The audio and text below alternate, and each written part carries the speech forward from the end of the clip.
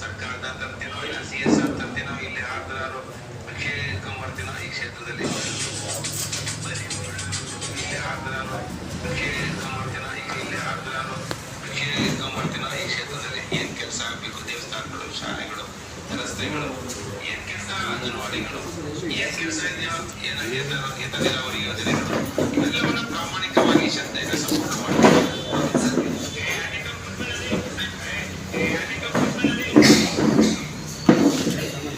ಅಲ್ಲಪ್ಪ, 2 ವರ್ಷದ ಮುಂಚೆ ನೀನು ಕೊಟ್ಟಂತ ಆಶ್ವಾಸನೆಗಳು ಯಾವುದು ಈಡೇರಿಸಿದೆ? ಹೌದು, ಇವತ್ತು ನಮ್ಮ ತಾಲೂಕಿಗೆ ಏಕ ನೀರಾವರಿ ತರಬೇಕಾದಾಗಬಹುದು ಅಥವಾ ಹೇಮಾವತಿ ನೀರು ತರಬೇಕಾಗಬಹುದು. ಆಗಿನ ಕಾಲದ ವೈದ್ಯರಾಮಯ್ಯನವರ ಆಶೀರ್ವಾದದಿಂದ ಹೇಮಾವತಿ ನೀರು ಬಂದು ಈ ಜಿಲ್ಲೆಗೆ. ತುರಂಗಗೌಡ ಹೋರಾಟ ಮಾಡ್ಕೊಂಡ್ರು, ಲಿಂಗಪ್ಪರ ಹೋರಾಟ ಮಾಡ್ಕೊಂಡ್ರು, ಹಲವಾರು ನಾಯಕರುಗಳು ಹೇಮಾವತಿ ನೀರು ತರಬೇಕು ಅಂತ ಹೋರಾಟ ಮಾಡ್ಕೊಂಡ್ರು, ನಿಜ. ಆದರೆ ಲಿಂಗಪ್ಪನವರೇ ಕೂಡ ಎಲ್ಲ ಒಂದು ಕಡೆ ಇದು ಅವೈಜ್ಞಾನಿಕ, ಇದು ಅನ್ಸೈಂಟಿಫಿಕಲಿ ರಾಂಗ್, ಇದು ಏತ ನೀರಾವರಿ ಅನ್ನತಕ್ಕಂಥದ್ದು ಪ್ರೂವ್ ಆಗೈತೆ. ಆಯ್ತು, ನೀವೇ ತಂದಂತ ಏತ ನೀರಾವರಿಗೆ ಎಷ್ಟು ಕೆರೆಗಳಿಗೆ ಇಡುವುದು ತುಂಬಿಸುವಂತ ಕೆಲಸವನ್ನು ಮಾಡಿದ್ದೀರಿ. ಆಯ್ತು, ಬೇಡ, ಇನ್ನು ತೆಗೆದು ಬೇಡ. ನಾನು ಈ ವರ್ಷ ಎಷ್ಟು ಕೆರೆಗೆ ಹೇಮಾವತಿ ನೀರು ಬಿಟ್ಟಿದ್ಯಪ್ಪ?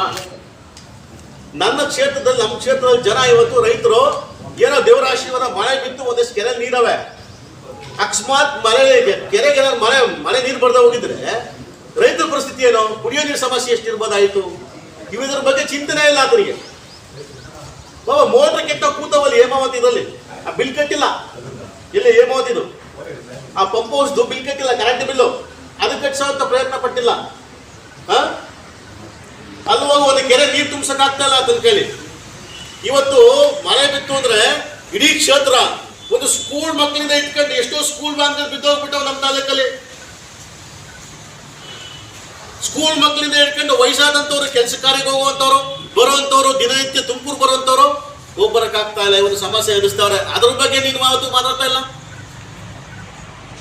ಮಾತಾಡ್ತಿರ ಅದ್ಯಾವುದೋ ಅದೇನೋ ಬಟ್ಟೆ ಹಾಕೊಂಡ್ ತಲೆ ಮೇಲೆ ಬಟ್ಟೆ ಹಾಕೊಂಡ್ಬಿಟ್ಟು KSRTC ಬಸ್ಸಲ್ಲಿ ಹೋಗೋದಂತೆ. ಆತನಿಗೆ ನಮ್ಮ ಅಧ್ಯಕ್ಷ ಹೇಳಿದಾಗೆ ಆತನ ಗೀಮಿಕ್ ಏನು ಅಂದ್ರೆ, ಅವನ ಕಾರ್ಯಕರ್ತ ಒಬ್ಬ ಹೇಳ್ತಿದ್ದ ಮೊನ್ನೆ, ಅಣ್ಣ ನಮ್ಮ MLA ಕೆಲಸ ಏನು ಮಾಡ್ತಾ ಇಲ್ಲ, ಆದ್ರೂ ಬರೀ ದಿವಸ ಟಿವಿನಾಗ ಬರ್ತಾನ ಯಾಕಲ್ಲ ಅಂತ ಹೇಳ್ತಿದ್ದ. ಅಣ್ಣ ಏನೋ ನನ್ ಗಿಮಿಕ್ ಮಾಡ್ಬಿಡ್ತಾನ ನಮ್ಮ MLA. ಅವ್ರ ಕಾರ್ಯಕರ್ತಾನ, ನನ್ನ ಕಾರ್ಯಕರ್ತಲ್ಲ, ಅವ್ರ ಕಾರ್ಯಕರ್ತ ಏನಾರ ಮಾಡೋದು ಗಿಮಿಕ್ ಮಾಡ್ಬಿಡ್ತಾನ ನಮ್ಮ MLA. ಸುದ್ದಿ ಇರ್ತಾರೆ ಕೇಳೋಣ ಅಂತ ಅಷ್ಟೇ ಬೇಕಾದ್ರು, ಸುದ್ದಿ ಬೇಕಷ್ಟೇ, ಕೆಲಸ ಬೇಕಾಗಿ ಅಲ್ಲ ರೀ. ನನ್ನ ಮನೆನೇ ತೂಂದು ಇಟ್ಕೊಂಡು ನೀನು ಇನ್ನೊಬ್ರು ಬಗ್ಗೆ ಮಾತಾಡೋಕ್ಕೆ ನಾಚಿಕೆ ಆಗಲ್ವಂದ್ರೆ ಸುರೇಶ್ಗೌಡ ನಿನಗೆ. ನಮ್ಮೂರ್ಗೂ ನಮ್ಮ ವೈಟಿ ನಾಗರಾಜ್ ಅಂತ ಅಧ್ಯಕ್ಷ ಮಾಡ್ಕೊಂಡು ವಿಜಯ್ ಕುಮಾರ್ ಅಂತ ಹೆಣ್ಮಗಳನ್ನ ಉಪಾಧ್ಯಕ್ಷ ಮಾಡ್ಕೊಂಡು ಬಂದ್ವಿ. ಸರ್ಕಾರ ಬಿದ್ದೋಯ್ತು. ಆದ್ಮೇಲೆ ಸರ್ಕಾರ BJP ಗೌರ್ಮೆಂಟ್ ಫಾರ್ಮೇಷನ್ ಆಯಿತು. ಆದಾಗ ಸುರೇಶ್ ಗೌಡ ಅವತ್ತಿನ CM ಭೇಟಿ ಮಾಡಿ, ಯಡಿಯೂರಪ್ಪನ ಭೇಟಿ ಮಾಡಿ ಮಾಡಿಸ್ಕೊಂಡ್ರು. ಇವತ್ತು ನಮ್ಮ ಸರ್ಕಾರ ಇದೆ, ಕಾಂಗ್ರೆಸ್ ಸರ್ಕಾರ. ಈಗಾಗಲೇ ನಾವು ಕೂಡ ಪಟ್ಟಿ ಸಮೇತ ಕೂಡ ಅಧ್ಯಕ್ಷರು ಸಮೇತ ಮೂಲಕನೇ ಕಟ್ಟಿದ್ದೀವಿ. ಮೋಸ್ಟ್ಲಿ ನನ್ನ ಅಭಿಪ್ರಾಯ ಒಂದು ತಿಂಗಳಲ್ಲಿ ಎಲ್ಲ ಆದೇಶ ಆಗ್ತವೆ. ಟೂರ್ ಆಗ್ಬೋದು ಅಥವಾ APMC ಆಗ್ಬೋದು, ಪಟ್ಟಿ ರೆಡಿ ಇದ್ದಾವೆ. ಮೋಸ್ಟ್ಲಿ ಈ ತಿಂಗಳು ಒಂದು ತಿಂಗಳಲ್ಲಿ ಆದೇಶಗಳಾಗ್ತವೆ. ಈ ತಿಂಗಳು ಆಗ್ತವೆ. ಅಧ್ಯಕ್ಷ ಅಲ್ಲ ಆಗಿದ್ದು ಯಾಕೆ ತಡೆ ಆಗಿದೆ? ಉಪಿ ಶಾಸಕರು ನಮ್ಮ KMF ಚುನಾವಣೆಯಲ್ಲಿ ನಾವೇ ಈಗ ನಮ್ಮ ಮಾವಡ ಶಾಸಕರ ಅಧ್ಯಕ್ಷರಾದ್ರು ಅದೊಂದು ಸಭೆ ಮಾಡಬೇಕಾಗಿತ್ತು ನಾವು, ಅಂದರೆ ಶಾಸಕರ ಸಭೆ. ಅದು ನಮಗೆ ಬೆಳಗಾಂನಲ್ಲಿ ನಮ್ಮದು ಅಧಿವೇಶನ ಇತ್ತು. ಆ ಅಧಿವೇಶನದ ನೆಕ್ಸ್ಟ್ ದಿನವೇ ಇಲ್ಲಿ ಚುನಾವಣೆ ಹಾಕಿಬಿಟ್ಟಿದೆ. ಹಂಗಾಗಿ ಸ್ವಲ್ಪ ನಮಗೆ ಸಮಯಾವಕಾಶ ಆಗಲಿಲ್ಲ. ಆ ಒಂದು ಸಭೆ ಮಾಡಿದರೆ ಶಾಸಕರ ಸಭೆ, ಅಲ್ಲೆಲ್ಲರೂ ಸೇರಿ ಪರಮೇಶ್ವರ್ ಅವ್ರಿಗೆ ಕಟ್ಕೊಡೋರು, ನೀವು ಯಾರನ್ನ ತೀರ್ಮಾನ ಮಾಡ್ತೀರಾ ಅವರೇ ಅಧ್ಯಕ್ಷರು ಅಂತ. ಆ ಸಭೆ ಆಗಿದ್ದಕ್ಕೆ ಒಂದು ಸ್ವಲ್ಪ ಗೊಂದಲ ಆಯ್ತು ಅಷ್ಟೇ, ಬೇರೆ ಗೊಂದಲ ಬಗೆಹರಿದೆಯಾ? ಹರಿತಾ ಇದೆ. ಸಭೆ ಇತ್ತು, ಅದು ಮುಂದೂಡಿದ್ರು. ನಾನೇ ವಾಸಣ್ಣ ಹತ್ರ ಮಾತಾಡಿದ್ದೀನಿ, ನಮ್ಮ ಕುಂಡಲ್ ಶಾಸಕರ ಹತ್ರ ಮಾತಾಡಿದೆ. ಏನು ಹೇಳಿದ್ರಿ ಸರ್? ಏನಿಲ್ಲ, ಪರಮೇಶ್ವರ್ ಅವ್ರ ಹತ್ರ ಕುತ್ಕೊಂಡು ಮಾತಾಡೋದು ಸರ್. ಪ್ರಯಾಗ್ರಾಜ್ ಸ್ನಾನ ಬಹಳ ಚೆನ್ನಾಗಿ ಮಾಡ್ತಿದ್ದೆ, ನೋಡ್ತಿದ್ದೆ ಅದನ್ನ. ನನಗೆ ಖುಷಿ ಆಯ್ತು. ಮಾಡಿರೋ ಪಾಪಗಳು, ಮಾಡಿರೋ ತಪ್ಪುಗಳು ಎಲ್ಲ ತಿರ್ಗಂಡು ಬರ್ತಾನೆ ಮನುಷ್ಯ. ಇನ್ನು ಮುಂದಕ್ಕೆ ಹೊಸ ಮನುಷ್ಯನಾಗ್ತಾನೆ, ಒಳ್ಳೆ ಬುದ್ಧಿ ಕಲಿತಾನೆ, ಜನಗಳಿಗೆ ಗೌರವ ಕೊಡ್ತಾರೆ, ಮತ್ತೆ ದೊಡ್ಡವ್ರಿಗೆ ಗೌರವ ಕೊಡ್ತಾರೆ, ಕೆಲಸ ಅಭಿವೃದ್ಧಿ ಮಾಡ್ಬೋದು ಅಂತ ಅನ್ಕೊಂಡಪ್ಪ. ಬಟ್ ಎಲ್ಲ ಒಂದ್ ಕಡೆ ಉಲ್ಟಾ ಆಗೈತೆ.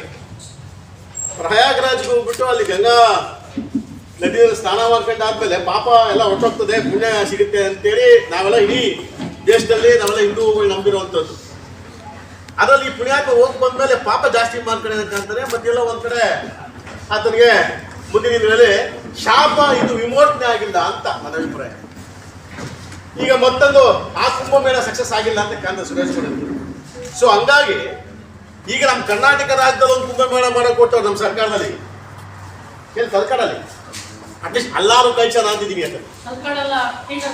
ಅದೇ ತೀನಸಿಪುರ ತಲಕಾಣ ಅದೇ ಕ್ಷೇತ್ರ ಬಾಣ ನನ್ನ ಕ್ಷೇತ್ರ MLA, ನನ್ನ ಸ್ನೇಹಿತ MLA ಆಗಿದ್ದ ಅಶ್ವಿನ್, ಅಲ್ಲಿ ತೀನಸಿಪುರದಲ್ಲಿ ಇವತ್ತೇನೋ ಕುಂಭಮೇಳ ಮಾಡಬೇಕು ಅಂತ ಸರ್ಕಾರ ಈಗಾಗಲೇ ಹೊಟ್ಟೆ ಅಂತಕ್ಕಂಥದ್ದಿದೆಯೋ, ಅಟ್ಲೀಸ್ಟ್ ನಮ್ಮ ಕರ್ನಾಟಕದ ಆ ನದಿ ಕಾವೇರಿ ನದಿ ನೀರಿನಲ್ಲಿ ಅಟ್ಲೀಸ್ಟ್ ಸ್ನಾನ ಮಾಡಿದ್ಮೇಲೆ ಪಾಪ ಕಳ್ಕತ್ತಾರ ಅಂತ ಕಾದ್ ನೋಡ್ಬೇಕು.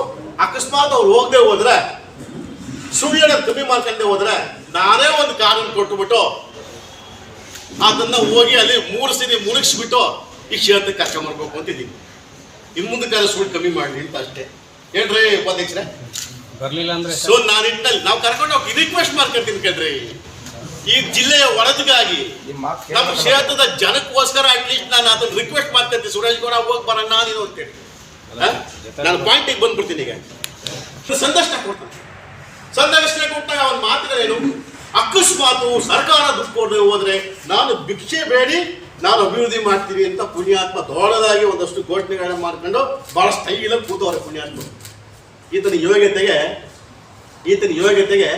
2 ವರ್ಷಗಳಿಂದ ಇರುವವರೆಗೂ ಕೂಡ ಎಲ್ಲೂ ಕೂಡ ಸ್ವಾಮಿ ನಾವು ಕಣ್ಕಾಣ ಒಂದು ಕೆಲಸನೂ ಆಗಿಲ್ಲ. ಅವಾಗ JGM ನಾನು ಪೂಜೆ ಮಾಡಿದ್ದಲ್ಲ, ನನ್ನ MLA ಆಗಿದ್ದಾಗ ಅದನ್ನ ಮತ್ತೆ ಹೋಗಿ ಅದಕ್ಕೆ ಪೂಜೆ ಮಾಡಕ್ ಕೊಟ್ಟವ್ರೆ ಬಿಟ್ಟೆ ಸುರೇಶ್ ಗೌಡ. ಇದುವರೆಗೂ ಹೊಸ ಯೋಜನೆ ಯಾವುದೂ ಇಲ್ಲ. ಒಂದೇ ಒಂದು ವಿಡಿಯೋ ಪ್ಲೇ ಮಾಡ್ತೀನಿ, ದಯವಿಟ್ಟು ಕೇಳಿಸ್ಕೊಳ್ಳಿ. ಇದನ್ನು ಅವರೇ ಕೊಟ್ಟಿರೋಂಥ ಸಂದರ್ಶನ ಪುಣ್ಯಾತ್ಮ, ಕೇಳಿಸ್ಕೊಳ್ಳಿ.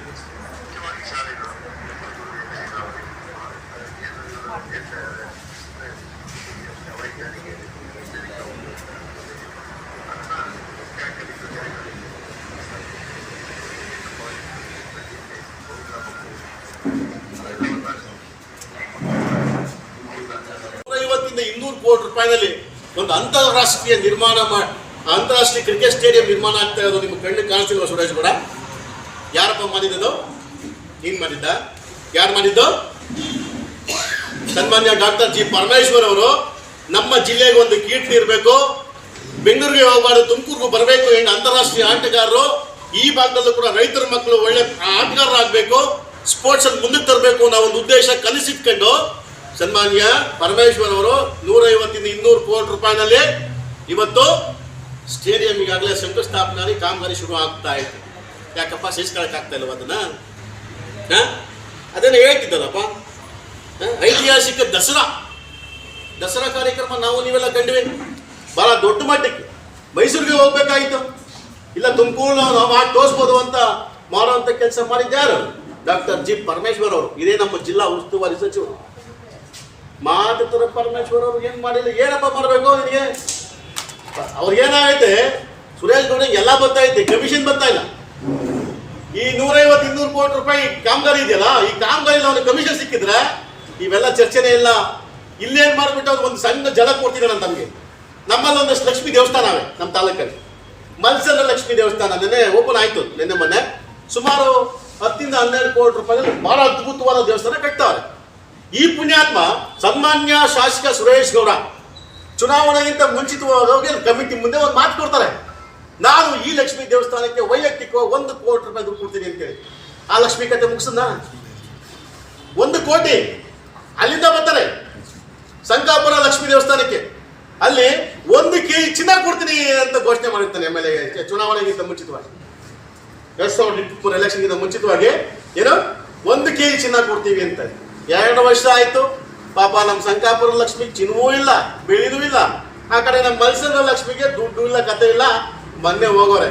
ಇಲ್ಲೇನಾಗೈತೆ, ಇಲ್ಲಿ ಕಮಿಷನ್ ಲಕ್ಷ್ಮಿ ಬರ್ತಾ ಇಲ್ಲ. ಅಲ್ಲಪ್ಪ, ಲಕ್ಷ್ಮಿಗೆ ಆಶ್ವಾಸನೆ ಕೊಟ್ಟಿರೋ ಆ ಲಕ್ಷ್ಮಿನೇ ದುಡ್ಡು ಕೊಟ್ಟಿಲ್ಲ, ಇನ್ನು ಆ ಲಕ್ಷ್ಮಿ ನಿನಗೆಲ್ಲಪ್ಪ ಕಮಿಷನ್ ಕೊಡಿಸ್ತಾರೆ?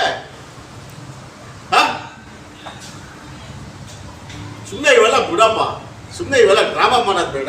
ಹೋರಾಟ ಮಾಡಕ್ಕೆ ಬಂದ್ರೆ ನಿನ್ನಷ್ಟು 10 ಹೋರಾಟ ನಾನು ಕೂಡ ಮಾಡ್ಕೊತೀನಿ, ಇನ್ನಷ್ಟು 10 ಹೋರಾಟ ಮಾಡ್ಕೋಬಹುದು, ಮಾಡ್ತೀನಿ. ಜೊತೆಯಲ್ಲಿ ಈಗ ಇತಿಹಾಸ ಒಂದು ವರ್ಷದಲ್ಲಿ 7 ಕಾರ್ಯಕ್ರಮಗಳನ್ನ ಮುಖ್ಯಮಂತ್ರಿಗಳನ್ನ ಕರೆಸಿ ರಾಜ್ಯದ ಎಲ್ಲ ಕ್ಯಾಬಿನೆಟ್ ಸಚಿವರನ್ನ ಕರೆಸಿ ಅಟ್ ಎ ಟೈಮ್ 7.5 ಲಕ್ಷ ಜನ ಸೇರಿಸಿ 1.5 ಲಕ್ಷ ಫಲಾನುಭವಿಗಳಿಗೆ ನೇರವಾಗಿ ಸರ್ಕಾರದ ಸೌಲಭ್ಯಗಳು ಕೊಡುವಂತ ಕೆಲಸ ಮಾಡುವಂತ ಇತಿಹಾಸ ಯಾರು ಸಲ್ಲಬೇಕಿದು? ನಮ್ಮ ತುಮಕೂರು ಜಿಲ್ಲೆಯ ಉಸ್ತುವಾರಿ ಸಚಿವ ಡಾಕ್ಟರ್ ಜಿ ಪರಮೇಶ್ವರ್ ಸಲ್ಲಬೇಕಾಗ್ತದೆ. ಇದು ಕೆಲಸ ಅಲ್ವಾ? ಇದನ್ನು ಕಾಣಿಸ್ತಾ ಇಲ್ವಾ? ಏನಪ್ಪ ಗ್ಯಾರಂಟಿ ಯೋಜನೆ ನಮ್ಮ ಜಿಲ್ಲೆಗೆ ಎಷ್ಟಪ್ಪ ದುಡ್ಡು ಬಂದಿರೋದು ಅಧ್ಯಕ್ಷರೇ? 3,500 ಕೋಟಿ ದುಡ್ಡನ್ನ ಇವತ್ತು ಗ್ಯಾರಂಟಿಲಿ ದುಡ್ಡು ಬಂದೈತಿ.